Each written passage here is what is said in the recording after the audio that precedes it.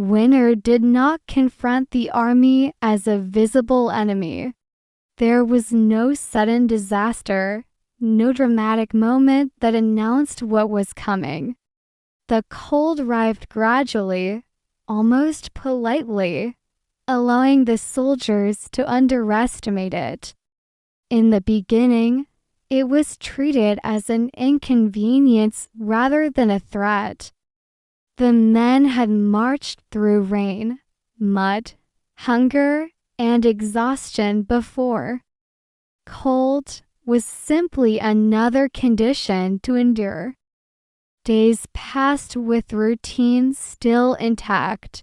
Camps were built, watches were set, orders were followed. Yet with each night, the temperature dropped a little more, and with each morning, the ground grew harder beneath their feet. The sun continued to rise, but it provided light without warmth, creating the illusion of safety while offering none of it. Fires were lit more often, but the fuel supply diminished quickly, and the heat they produced barely reached beyond a few steps. The wind moved freely across the open terrain, slipping through layers of clothing, finding exposed skin, draining warmth without effort. As the cold deepened, simple tasks began to require more energy. Fingers stiffened, making it difficult to tie straps or handle equipment. Metal objects became painful to touch. Weapons, tools, and armor absorbed the cold and held it, transferring it directly to the body. Boots froze overnight, forcing men to struggle just to put them on in the morning. Sleep became shallow and interrupted, not because of fear, but because the body could not fully relax in the cold. Each breath felt heavier, sharper, as if the air itself resisted being inhaled. Conversations around the campfires shortened. At first, men complained and joked, but eventually speaking felt unnecessary and tiring. Silence slowly replaced noise, not through discipline, but through exhaustion. Supply lines began to fail without warning. Wagons that were expected never arrived. Roads disappeared beneath snowdrifts, and familiar landmarks vanished, leaving messengers disoriented and lost. Food rations were reduced, not by command, but by reality. Hunger combined with cold to weaken bodies faster than either could alone. Horses suffered even more quickly.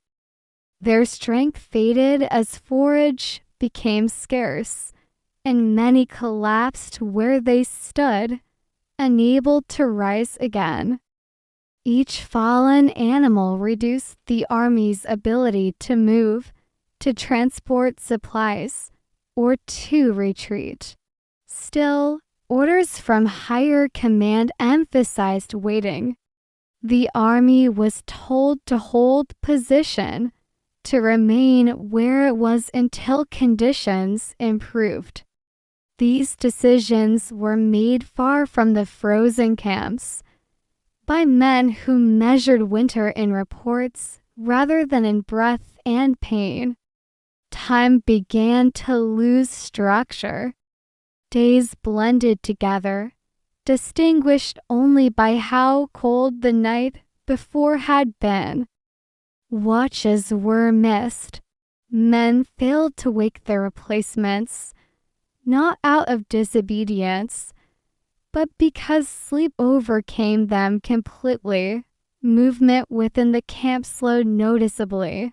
Soldiers conserved energy instinctively, avoiding unnecessary actions. remaining seated or standing for long periods rather than walking. Even standing became difficult. As numbness spread through legs and feet, the body adapted by reducing sensation, which brought temporary relief but masked danger. Frostbite claimed fingers, toes, ears, and noses quietly, often without immediate pain. By the time it was noticed, it was already irreversible. When orders finally came to move, the army was no longer prepared to do so. Marching through deep snow required strength that many no longer had. Columns stretched thin as weaker men fell behind, stopping to rest and never catching up again. The formation broke apart, discipline replaced by survival. Armor was abandoned piece by piece, not out of fear, but necessity. Anything that added weight became a liability. Weapons were left behind when hands could no longer grip them properly. The cold punished hesitation. Standing still caused heat to drain rapidly, while movement exhausted the body. There was no correct choice, only slightly less harmful ones. Night was the most dangerous time. Darkness hid the signs of collapse. Men sat down intending to rest briefly, telling themselves they would stand again in a moment. The cold created a deceptive sense of calm, dulling discomfort and slowing thought. Sleep arrived gently, without warning. Those who surrendered to it rarely woke again. There were no cries for help, no sudden panic. Death came quietly, scattered across the landscape.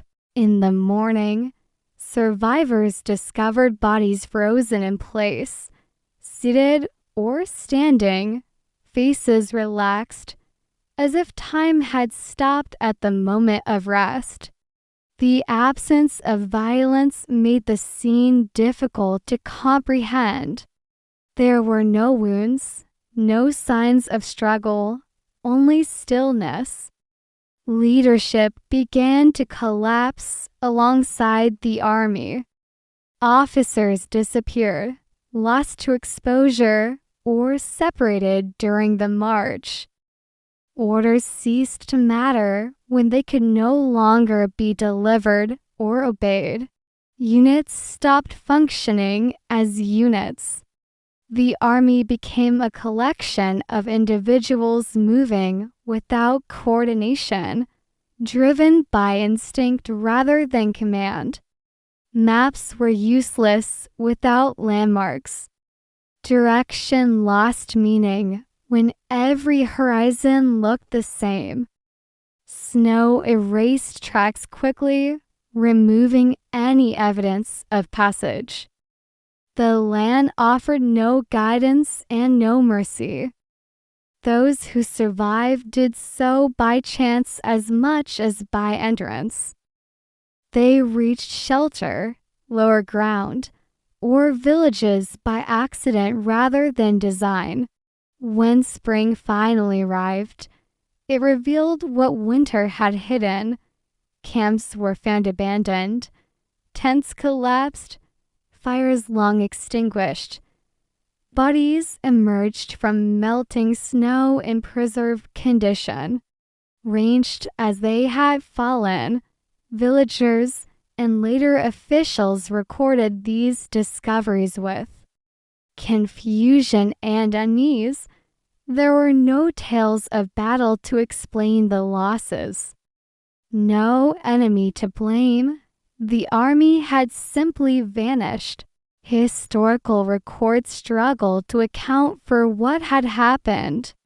Numbers did not match expectations. Entire regiments were listed as missing rather than defeated. Commanders attempted to justify decisions, but explanations felt inadequate. The truth was difficult to accept. The army had been defeated without fighting. Winter had accomplished what no opposing force could. It had required no strategy, no attack, only time. These events were remembered not as heroic failures, but as warnings. They demonstrated the limits of human planning and control. Strength, discipline, and experience meant little when conditions exceeded the body's ability to adapt. The silent nature of the disaster made it more unsettling than violent defeat. There was no moment to point to, no single mistake to correct. Loss occurred gradually, invisibly, until it became irreversible.